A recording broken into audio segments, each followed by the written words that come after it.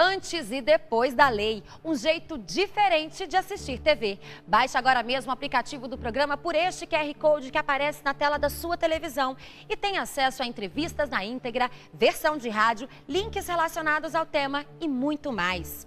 Cor de pele, tipo de cabelo, crenças, culturas, origens. Será que somos realmente todos iguais? Claro que não, mas a diferença assusta e leva a julgamento, discriminação, exclusão e até tortura. O preconceito de raça no Brasil é secular e remete aos primeiros habitantes das Américas, os indígenas, e aos negros, livres na África, mas que aqui se tornaram escravos. Antes da legislação contra o racismo, houve muito sofrimento, perseguição e mortes. Tudo isso alimentado pelo preconceito e intolerância.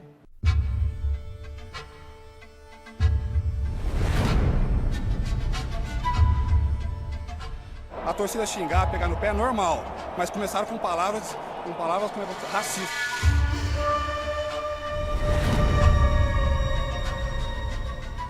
Trocaria todos os meus títulos por uma igualdade em todos os lugares, todas as áreas, todas as classes. Ela falou que não tinha que pedir desculpa pra gente da minha cor, pra gente dessa raça ruim.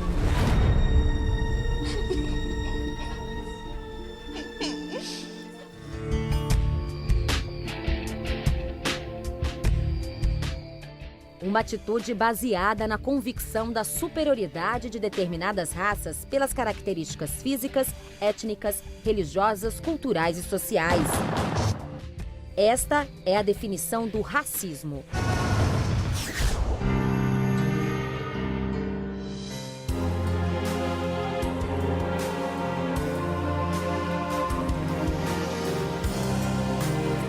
Embora não se tenha como comprovar a superioridade de uma raça sobre outra, pessoas em todo o mundo foram vítimas daqueles que se julgavam superiores.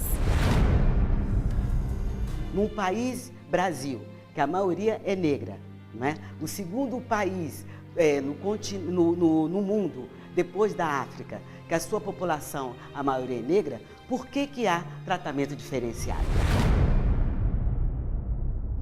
Jacira é de uma família grande. São 7 irmãos. O pai era motorista e a mãe doméstica. E no Rio de Janeiro, onde nasceu e passou a infância, viveu a discriminação racial e social. E o que gera primeiro dentro de você o sentimento é de violência, é de revidar, não é? É de se esconder, se excluir, sempre colocando para você a responsabilidade e não você sendo ser humano, querendo os direitos iguais, exigindo essas oportunidades iguais. Como você se sentia naquela época? Sempre preterida.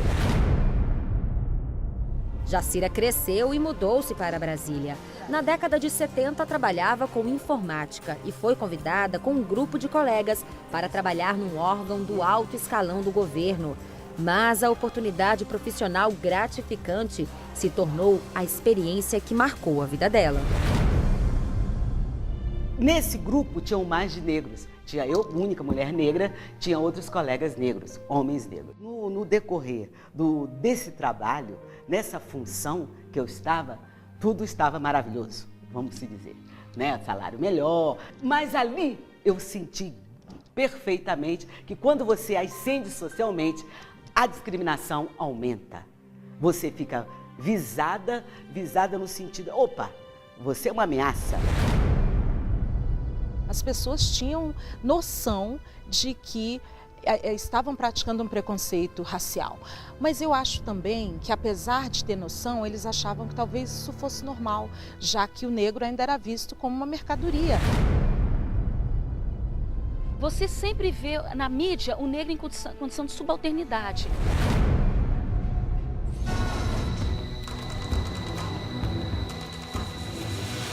O racismo é um problema muito sério em vários países do mundo. Historicamente, ele aparece como uma forma de justificar o domínio de determinados povos sobre outro. O que ficou visível no período da escravidão, colonialismo e nos genocídios ao longo da história. Na época da descoberta do Brasil, os índios foram discriminados pelos colonizadores. Séculos depois, foram os imigrantes em menor intensidade. Mas nada se compara ao período da escravatura, onde os negros foram as principais vítimas. Desde o início do século XX, organizações negras buscavam por respeito e direito à cidadania. Mas somente em 1951 foi criada a primeira lei de combate ao preconceito racial, que ficou conhecida como a Lei Afonso Arinos. Ela surge no momento que eu entendo particularmente que já é o momento em que há a ressonância dessas reivindicações, a evidência dessas reivindicações. Então, de lá para cá, nós só tivemos o aprimoramento da legislação de combate ao racismo. Até a edição dessa lei Afonso Arinos, não havia uma lei que defendesse os direitos dos negros com relação à não discriminação racial. A lei, sim, é que foi um marco. Sempre que se toca nesse assunto, a população negra fala, esse problema é seu, é você que tá, isso é viagem, isso não existe. Ô neguinho, ô nota fiscal de cavoeiro, ou não sei o quê, no futebol, a gente sempre vê. Então tá todo mundo junto e misturado, ô macaco o tempo todo. A Lei 1390, conhecida como Afonso Arinos, promulgada em 3 de julho de 1951 pelo então presidente da República, Getúlio Vargas, proibia a discriminação racial no Brasil. Foi o primeiro Código brasileiro a incluir entre as contravenções penais a prática de atos preconceituosos de raça e cor da pele. Para esta advogada, a medida deixou a desejar. Menor potencial ofensivo. Não era uma coisa grave, não tinha a gravidade de um crime. 4 décadas depois, o Brasil voltou a discutir o preconceito racial. A Constituição abriu caminho para uma legislação mais rigorosa. O que eu acho importante é entender que a partir do momento que o racismo se torna um crime inafiançável, ou seja, não tem como você pagar fiança e responder o processo em liberdade, isso aumenta, o peso da penalidade e certamente inibe, a prática do agressor. A Constituição trouxe para nós esse conceito, esse reconhecimento, esse conceito de que todos são iguais. Se todos são iguais, não pode, perante a lei, sem qualquer distinção, seja de raça, de cor, de credo, enfim, não pode haver discriminação.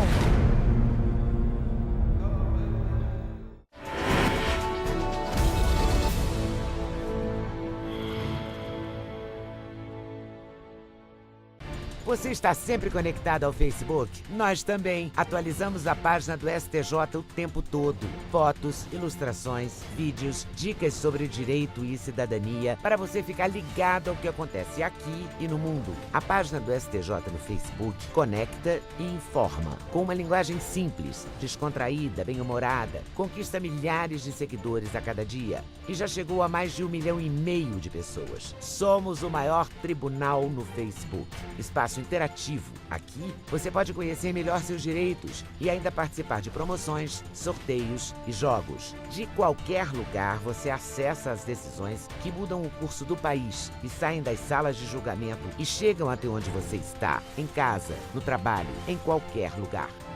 Acesse facebook.com/STJ Notícias. Superior Tribunal de Justiça, o Tribunal da Cidadania.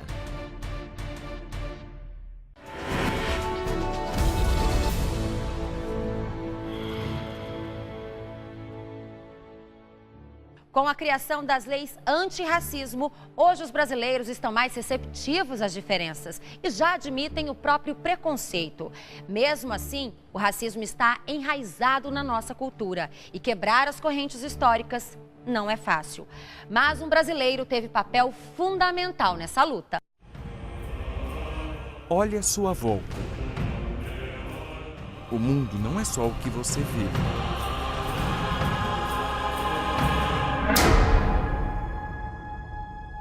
Existem emoções que determinam reações involuntárias em cada pessoa. Emoções que a gente nem percebe, mas estão ali. Geram avaliações, julgamentos, preconceitos.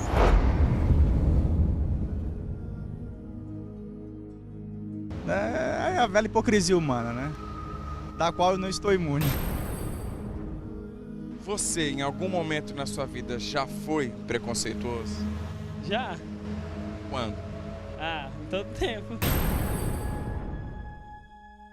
Uma pesquisa realizada em 2010 pelo Instituto Datafolha mostrou que no país, 91% dos brasileiros reconhecem a existência do preconceito no Brasil. No entanto, apenas 3% dos entrevistados se julgavam preconceituosos. O preconceito pode ser expresso de várias formas. No Brasil, o mais antigo é o preconceito racial. E na luta contra essa prática gerada pelo ódio, surgem líderes que marcaram gerações. Abdias do Nascimento, brasileiro, escritor, professor, político, negro. O fundador da Frente Negra Brasileira e do Teatro Experimental do Negro morreu lutando pela igualdade racial. Eu nasci no exílio. Para mim não foi um Brasil independente, nem um Brasil de cidadãos. Eu nasci escravo. Abdias foi o cara que me mostrou que eu sou racista. E essa mudança, essa é a semente que brotava em cada um daqueles que convivia com ele. Abdias sentiu na pele os efeitos da própria pele. Destemido, inspirou pessoas. De Abdias para frente, toda a minha atuação profissional mudou, todo o foco do meu trabalho mudou, todas as minhas decisões mudaram, meu casting muda, tudo muda. A seleção da minha equipe muda, porque em cada uma dessas instâncias é preciso agir, é preciso estar atento, é preciso estar trabalhando para que algo de novo aconteça, para que a gente consiga alcançar essa igualdade que é muito bonita de se pregar, mas muito difícil de se praticar. Deputado e depois senador, Abdias do Nascimento fez ecoar aqui no Congresso Nacional a voz de um povo que não se cala. Povo que encontrou nele o principal aliado nas últimas décadas do século passado. Abdias sugeriu muitas propostas que não foram aceitas. Mesmo assim, ele não desistiu. Um importante reconhecimento veio com a elaboração da Constituição Federal de 1988. Está estabelecido no artigo 5º que a prática do racismo constitui crime inafiançável e imprescritível, ou seja, que não perde a validade, e também está sujeito à pena de reclusão nos termos da lei. O artigo 5º ele transforma o crime de racismo em um crime imprescritível e inafiançável. Há discussões sobre a questão da imprescritibilidade, etc., mas bem ou mal, o que a Constituição fez foi elevar a um patamar muito mais alto do que uma lei ordinária, né, e dar como norte do Estado brasileiro a proibição de qualquer tipo de discriminação. E, nesse caso específico, discriminações raciais ou étnicas. Como consequência, no ano seguinte foi criada a Lei 7.716 de 89. Considerada um expressivo avanço jurídico e político, a denominada Lei K.O. veio para suprir as falhas que foram deixadas pela Lei Afonso Arinos e inovou ao caracterizar qualquer prática de racismo como crime. Interessante na Lei K.O. é que, nesse contexto, para ficar de acordo com a Constituição, ela traz condutas que são realmente, do ponto de vista criminal, condutas que levam a você não levar em consideração a prescrição. São condutas que atingem toda a coletividade. Então, são condutas de impedir a ascensão funcional, impedir acesso de pessoas, promover as práticas de racismo contra a coletividade. Outra inovação da Lei K.O. foi a previsão do crime de injúria racial. Passaram a surgir mais registros e ocorrências policiais e, consequentemente, processos criminais. Surgiu também uma dúvida que persiste em diversos casos que chegam à justiça. Qual a diferença entre racismo e injúria racial? Que na injúria racial, o objetivo é atingir um indivíduo especificamente. Quando nós falamos de racismo, nós estamos ampliando a quem nós queremos ofender. Então, quando se fala de racismo, nós falamos de grupos de pessoas, né, independentemente que estão ligadas, seja pela religião, pela etnia, por uma origem comum. Mas o debate não para por aí. Muitos acreditam que somente a população negra é vítima de racismo. Mas a própria Constituição diz que a prática engloba, além de cor, qualquer tipo de raça, etnia, religião e também origem. Na verdade, não há raças definidas, distintas ou diferenciadas no mundo. Existe apenas a raça humana, com seus contrastes naturais, superficiais de aparência, cercados de costumes e tradições diversificadas. Foi nesse sentido que o Supremo Tribunal Federal concluiu um julgamento considerado como um dos mais polêmicos da maior corte do país. O julgamento terminou em 17 de setembro de 2003, durou 9 meses e analisou o pedido de habeas corpus do autor Siegfried Ellwanger, que publicou livros com conteúdo antissemita. A maioria dos ministros entendeu que a prática de racismo também abrange a discriminação contra os judeus, obedecendo o que diz a Constituição. À época, o autor foi condenado a 1 ano e 9 meses de prisão. O próprio Supremo Tribunal Federal se deparou com uma dificuldade muito grande de definir, porque os livros que estavam sendo colocados como prova da prática de racismo eram livros que, em tese, estariam disseminando ideias antissemitas. Então se discutiu se os judeus seriam uma raça, seriam uma etnia, o que seria. E eu acho que talvez o mais importante voto, assim, ou talvez o pequeno trecho mais importante que eu poderia destacar aqui, é no voto do ministro Celso de Mello, quando ele fala só existe uma raça, que é a raça humana. Mesmo com o avanço das leis e elaboração de importantes documentos, o racismo ainda é uma realidade cruel no país. E é aí que entra o Estado. Não se basta somente combater o racismo, mas é necessário promover a igualdade racial também. Porque num país no qual 51%, quase 52% da população é negra, ela se assume como negra, não é possível que esses indicadores não se revertam para o mundo do trabalho, para o mundo da educação. Morto em 2011, Abdias do Nascimento foi um mártir na luta de mais de 100 milhões de negros que hoje vivem no Brasil. Unidos a eles, outros tantos cidadãos espalhados em aldeias, igrejas, terreiros, sinagogas, vítimas da intolerância e do ódio dos que se dizem humanos.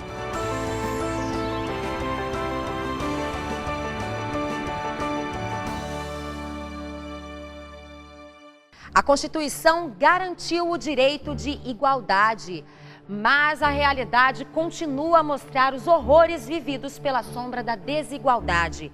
Casos de racismo e intolerância ainda fazem parte do dia a dia de brasileiros que sentem na pele o peso da discriminação. O que você pode? Você não pode nada. Seu bugre, seu paraguaio, seu boliviano. Advogado e preto igual você e merda é a mesma coisa, foi o que ela falou. Que antigamente eu era xingado de judeu. Quando a pessoa me diz que eu sou uma macaca, ela está dizendo que eu não sou um ser humano. Somos os perseguidos e a tristeza é muito grande dentro de nós.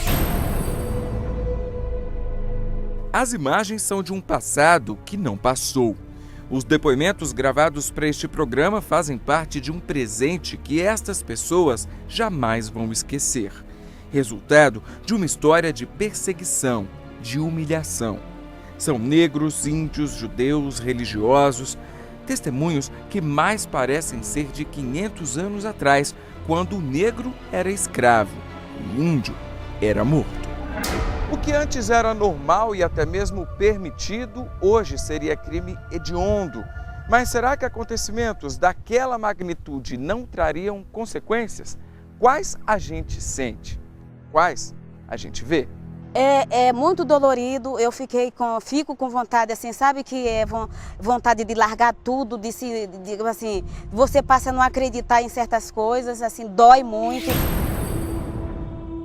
Somos incluídos chamados de minoria, e é essa minoria que tem mão de obra, essa minoria que é a resistência, inclusive, do Brasil, é a resistência nacional, e ninguém quer ver essa minoria.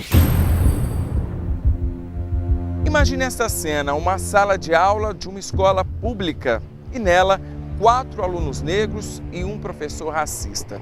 Uma rotina de ofensas e xingamentos explícitos, uma história de constrangimento e humilhação. Quem conta pra gente é um dos alunos, Vasley, que está aqui comigo. Vasley, quanto tempo durou tudo isso? 6 meses. E como é que era o comportamento do professor? Ele deixava os alunos, principalmente os negros, em situações extremamente vexatórias. Que tipo de situações você pode falar?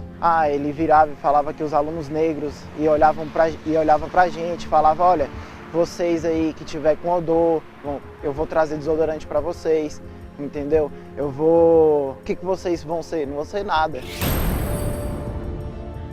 A filha de Isabela foi perseguida pelos colegas da turma durante 2 anos. Um detalhe assusta. Quando tudo começou, ela tinha apenas 4 anos de idade. Bom, a minha filha, quando ela começou a estudar, logo quando ela começou, ela conheceu uma coleguinha que ela gostava muito dessa coleguinha. E essa coleguinha disse que ela não era amiga dela, que não gostava dela porque ela era feia, né? Porque ela era feia porque ela era preta. E só as menininhas brancas, só as crianças brancas que eram bonitas. E as negras não, as pretas não eram bonitas. E, né, daí eu conversei com a professora, falei o que aconteceu, ela disse que ia conversar com os pais dela, mas mesmo assim isso não mudou. Não melhorou, porque depois de um ano, né, passou um ano, eu pedi para trocar ela de turma, para não colocar com a mesma coleguinha. Aconteceu dela ficar com a mesma coleguinha dela, e nisso a coleguinha virar e falar que eu vou fazer uma festa de aniversário, mas eu não vou te convidar, porque você é preta. Ela ficou muito triste, ela ficou muito abalada com isso. Mandela mesmo falava, a criança não nasce com racismo, ela não tem essa coisa de discriminar outra pessoa. Então a gente tem que ser de berço. Entendeu? A gente tem que começar ali, ó, na criança. O corpo, agora com roupa, traz as pinturas que Newton era acostumado a fazer quando morava no Mato Grosso do Sul, na aldeia dos Terena. Como ele diz, já faz tempo que veio para a cidade grande, mora há 11 anos em Brasília. Do Pantanal ficaram lembranças, algumas boas, outras traumatizantes. A partir do momento que a gente nasceu na aldeia, cresceu na aldeia, viveu na aldeia, quando criança, a gente sofria esse problema de preconceito. A gente foi tratado com racismo dentro de sala de aula, com os colegas, no meio dos professores. Eu chorava, porque era criança, era pequeno, que quando me chamavam de bugre, que é um termo muito pejorativo para a gente, né, que quer dizer vagabundo, a gente era rotulado dessa forma, vagabundo, cachaceiro, pessoas que não queriam nada, queriam, né, invadir terra. E quando a intolerância é religiosa?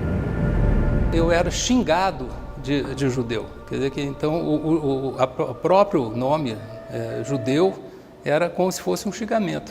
Há outras religiões que o desejo delas é apenas querer nos abafar, né? É apenas querer nos tirar de circulação. O racismo adoece e nós não podemos permitir isso.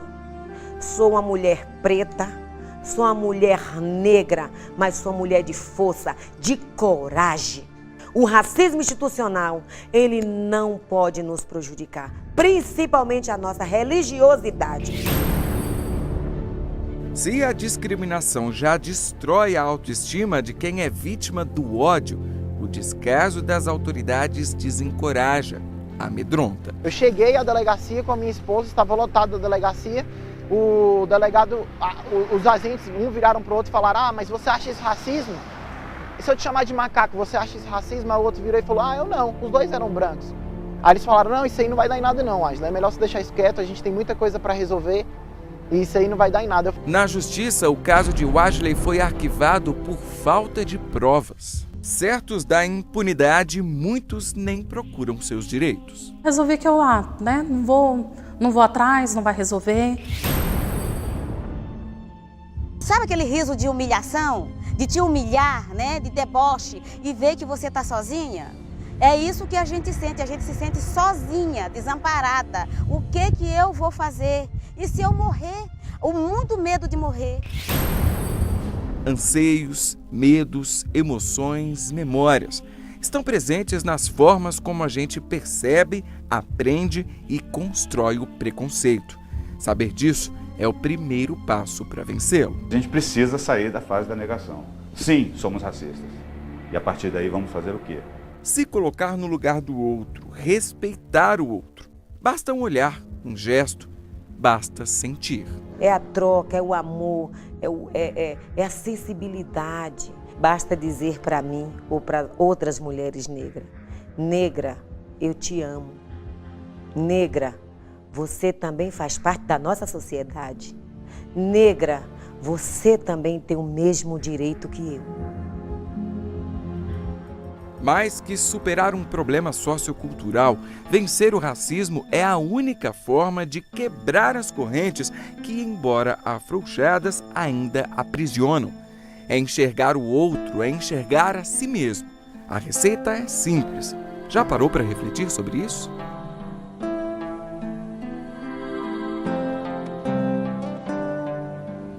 O mundo não é feito de ódio, né? Que a gente que é capaz, o ser humano, um amar o outro. Você não precisa gostar de mim, só tem que me respeitar que eu sou uma pessoa, eu sou um ser humano.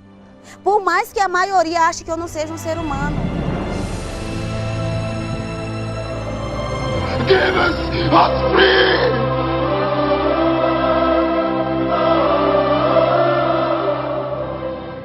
Antes e depois da lei. Aqui você acompanha os direitos e deveres dos cidadãos brasileiros, os passos da justiça e as decisões que mudaram histórias de vida. A gente tem um encontro marcado na semana que vem, mas você pode participar. Mande um e-mail para antesedaLei@stj.jus.br com a sugestão de alguma lei que gostaria de entender melhor. E não se esqueça, a sua participação é muito importante para nós. Eu fico por aqui, obrigada pela sua companhia e até a semana que vem.